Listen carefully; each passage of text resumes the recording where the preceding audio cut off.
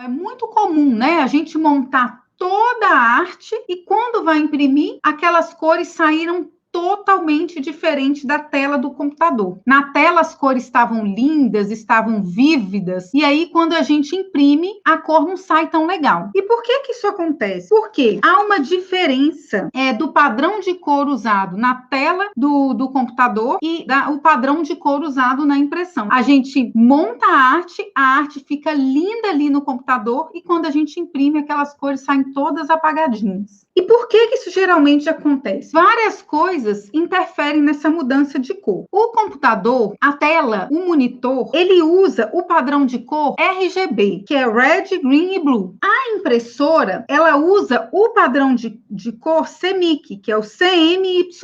Qual é a diferença disso entre os dois, né? Para formar determinadas cores na tela do computador, o que que acontece? Acontece ali uma junção de luz entre as cores e aí aparece ali para mim as cores vibrantes, né, que são as cores RGB. Já na impressora, a gente não tem, as cores não são formadas da combinação de luzes, elas são formadas da combinação de tinta mais papel. E aí, quando a gente imprime, a gente não tem tanto brilho e a gente não tem tanta vitalidade das cores como no computador. Porque qualquer tela, ela usa o padrão de cor RGB. E o padrão de cor RGB se dá através da mistura de luz. E aí vão formar vários tipos de cores. Geralmente, nas telas, as cores são muito mais vibrantes do que, por exemplo, depois de impressa no papel. Porque enquanto na tela do computador acontece uma mistura de luz para estar formando as cores, que é o padrão RGB, na impressora, para sair impresso no papel, a gente não tem uma mistura de luz, a gente tem uma mistura de quê? De vários tons de tinta, né? E aí sai a cor impressa ali pra gente. Então, essa cor, ela não consegue reproduzir aquela luminosidade, aquele brilho que a tela do computador nos permite. Então, são dois padrões diferentes. A tela do computador usa o padrão RGB e as impressoras, quando imprimem no papel, elas usam o padrão de cor CMYK.